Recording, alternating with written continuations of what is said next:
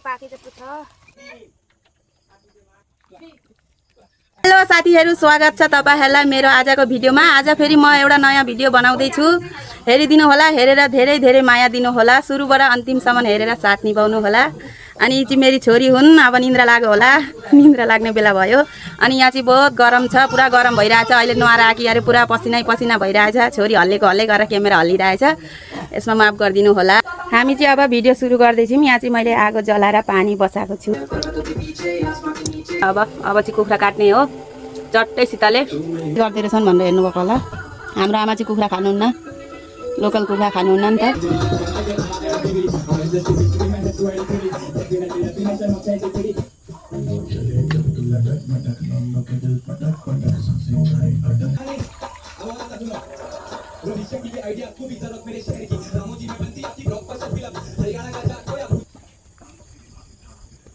र मान्छे कोही छैनन्, सानो भाइ छ, भाइले मासु खाँदैन, कुखुरा लोकल कुखुरा। अनि दिदी बहिनी खान्छौँ, त्यही कारणले दिदी बहिनी बनाउँछौँ। दिदी बहिनी खाने, भुत्लाउने ओर्ने सबै दिदी बहिनीले हो। र बहिनी चाहिँ पुरा स्मार्ट छ कुखुरा काट्नको लागि। भुत्लायो अरे यति छिटो भुत्लाइसकी चाहिँ अब फटाफट गर्छ एकदम। 24 सालको एक्सपिरियन्स छ नि त। खिल्ने बेलामा खाने बेला मजा आउँदैन, यस्तो हुन्छ। जग्गा जग्गामा लुकेको हुन्छ कि। यो चाहिँ मेरो भाइ हो, ब्रोइलर खान्छ अरे। लाइक गरिदिनु होला, सब्स्क्राइब, कमेन्ट सबै। मासु पनि बहुत बेसी छ फेरि बाटीमा। मेरो छोरी चाहिँ यहाँ बसेर एकदम टेन्सन गर्दैछिन्, मम्मीले के गर्दै हुनुहुन्छ बाहिर भनेर। देखिएछ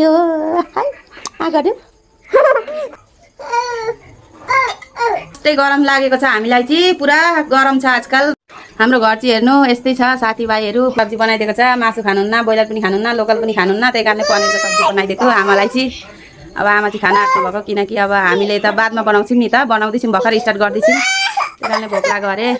बिजोग छ गाइस, हाम्रो घरमा सिलिन्डर नभेटेर अहिले सिलिन्डरको महामारीमा के भन्नुहुन्छ र। दाउरा पनि कतिलाई छैनन्, बोल्दैनन् चिसा दाउरा। आँटेको थियो, अलिकति पाकिसकेछ। अब चाहिँ हाम्रो काम सुरु गर्नुपर्छ। बुढी चाहिँ कुखुरो समातेर बसिरहेकी थियो, अब कतिखेर सब्जी पाक्छ र म कुखुरो पोल्ने भनेर। भाइ चाहिँ यहाँ डाडुहरू पनि उलेर उभिरहेको छ। अहिले ल्याइदिन्छ कहाँ छ? अब यसलाई यही हुने कक देख्यौ? त्यो भयो हुन्छ।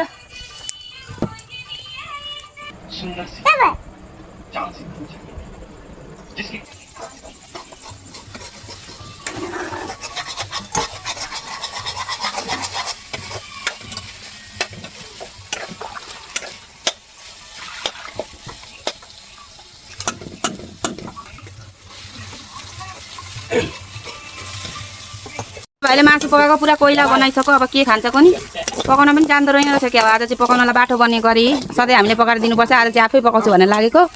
मासु डढाएर पुरा कोइला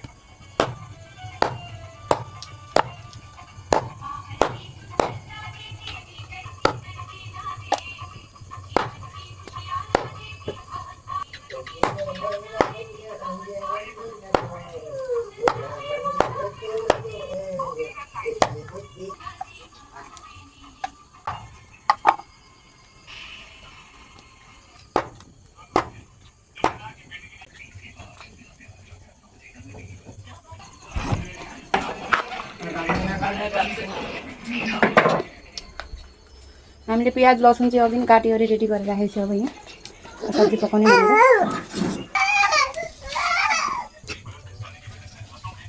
यो चाहिँ लसुन अदुवा कुटेर रेडी पारेको छ। मासु पनि काटेर रेडी भयो। अब सब्जी बनाउने। अब पुरा जलिरहेको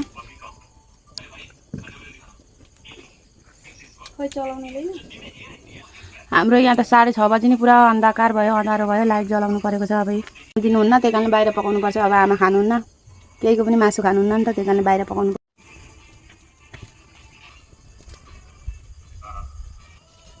तेल गरम भयो अब प्याजहरू हाल्ने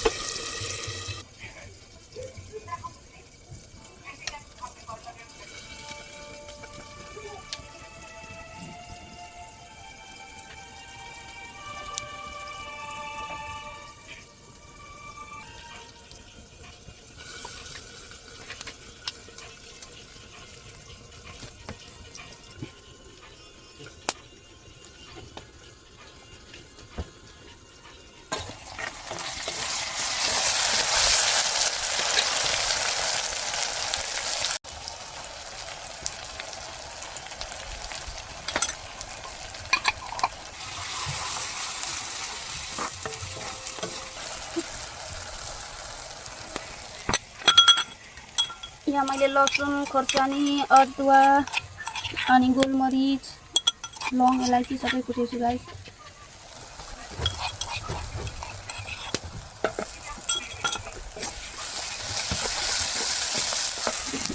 अलिकति निमक हालिदिन्छु पाक्नको लागि त्यो टमाटरहरू अलिक गलोस् भनेर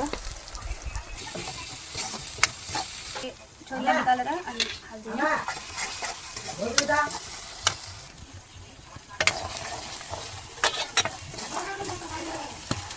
पाको यति भयो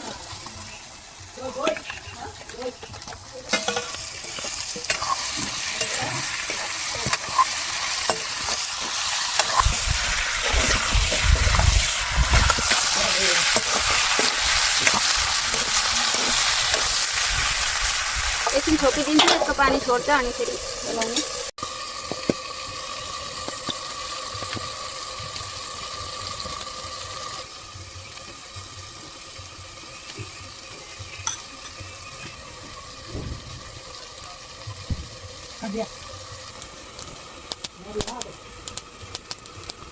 यहाँ चाहिँ खुट्टा पोलिरहेको छ अब खुट्टा खानुपर्छ पोलेर हामी त्यो सब्जीमा हाल्दिनौँ पोलेरै खाने बानी छ हाम्रो त्यो पहिलेदेखि नै पुरानो बानी यो पनि पाको मुटु कलेजो किडनी हामी चाहिँ किडनी भन्छौँ जाँते भन्छौँ हामी नेपालीबाट चाहिँ तपाईँहरू चाहिँ के भन्नुहुन्छ अब भन्नु होला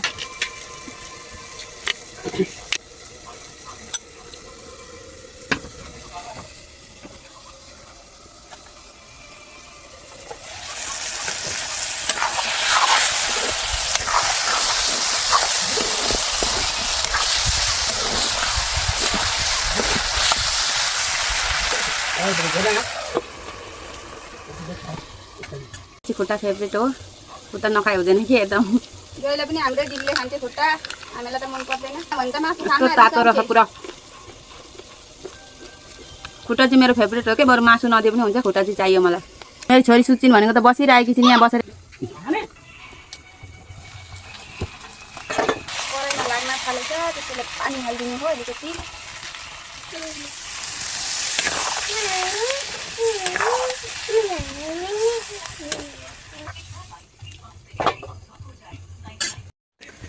अब हामी चाहिँ सब्जी पाक्छ कहिले र भात खाने भनेर रुँगेको खै सब्जी पाक्न आँटेन हो आगै बल्दैन गाइस यहाँ एकदम चिसो दाउरा छ कि हिजो खोजेर लिएर आएको हामीले दाउरा त्यसको लागि पाकेकै छैन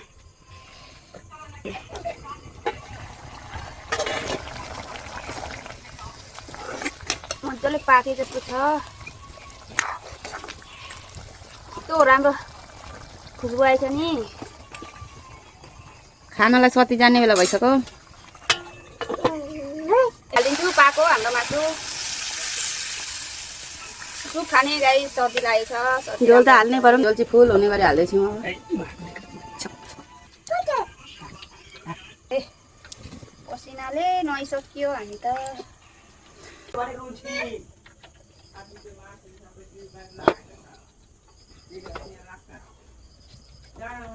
हाम्रो सब्जी पाकेर रेडी भइसक्यो अब खाने हो।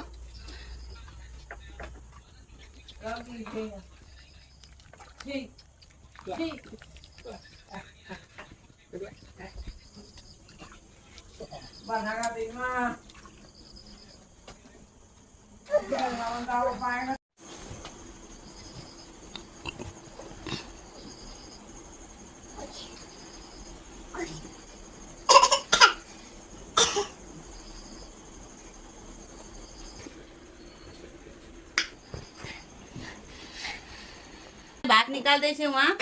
हेलो साथीहरू, हाम्रो भात खाने बेला भयो। अब मेरो बुइनले पुरा भात पस्केर दिइसकेको छ। अब म चाहिँ खानु पर्यो।